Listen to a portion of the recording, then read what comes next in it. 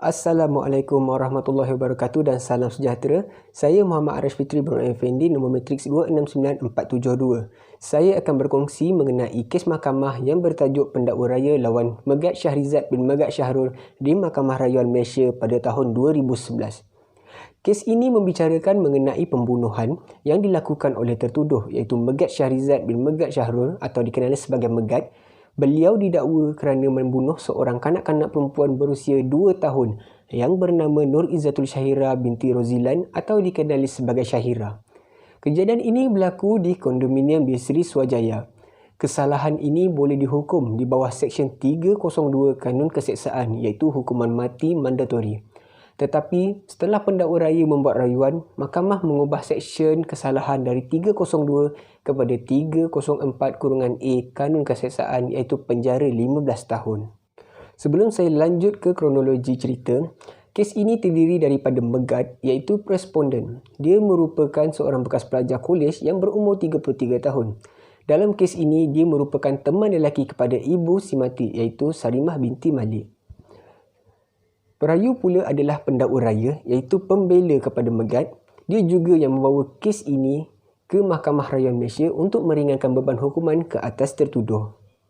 Dalam kes ini terdapat 5 saksi iaitu SP1, doktor yang merawat si mati, SP4 merupakan ibu bangsa, SP5 dan SP7 merupakan penyewa bilik di kondominium tersebut dan SP6 merupakan nenek kepada mangsa juga kepada ibu SP4. Kejadian berlaku apabila mereka telah pulang ke kondominium selepas menyambut hari lahir Megat pada 3 bulan 6 2001 di Yuchuan Plaza. Mereka pulang ke kondominium pada jam 6 petang. SP4 mahu menghantar Syahira pulang ke SP6 tetapi Megat meminta supaya Syahira tidur di kondominium. Syahira memang tinggal bersama SP6 dan hanya akan datang ke kondominium 2 minggu sekali sahaja. Megat pula sangat rapat dengan Syahira sehingga Syahira menggelarnya sebagai ayah. Pada jam 10 malam seperti biasa, SP4 akan pergi ke kerja dan pulang pada pukul 3 pagi. Dia bekerja sebagai GRO. Oleh itu, Megat akan menjaga Syahira ketika SP4 pergi kerja. Megat seorang penganggur. Pada malam itu, berlaku kejadian di mana Syahira dipukul dan dimarahi oleh Megat.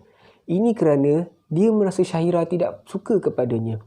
SP7 ternampak Megat menampar dan memarahi Syahira yang tidak berhenti menangis. SP7 cuba memanggil Syahira dan memujuknya tetapi Megat menarik bahunya dan terus memukul dan memarahinya. Syahira tidak berhenti menangis dan takut dengan Megat. SP7 terus memarahi Megat tetapi Megat tidak mempedulikannya. Di sofa tempat Syahira dan Megat duduk, tiba-tiba Megat mengambil bantal dari sofa, melipat dan meletaknya di atas Syahira dan duduk di atasnya. SP7 terus memarahi Megat kerana perbuatannya itu, tetapi Megat menyuruh SP7 tidak perlu risau.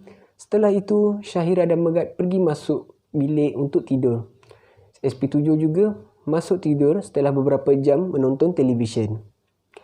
SP5 mengatakan dia pulang pada jam 12 pagi selepas makan bersama kawan-kawannya. SP5 masuk ke kondominium yang berada dalam keadaan gelap.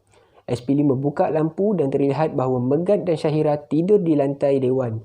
Dia terus duduk di sofa dan menonton televisyen. Tidak lama selepas itu, Megat terjaga dan membawa Syahira tidur ke bilik utama. Setelah itu, SP5 bangun, mandi dan terus masuk ke bilik tidur. Pada jam 1.30 pagi, Megat meminta tolong SP5 untuk membawa Syahira ke hospital kerana Syahira tidak sedarkan diri.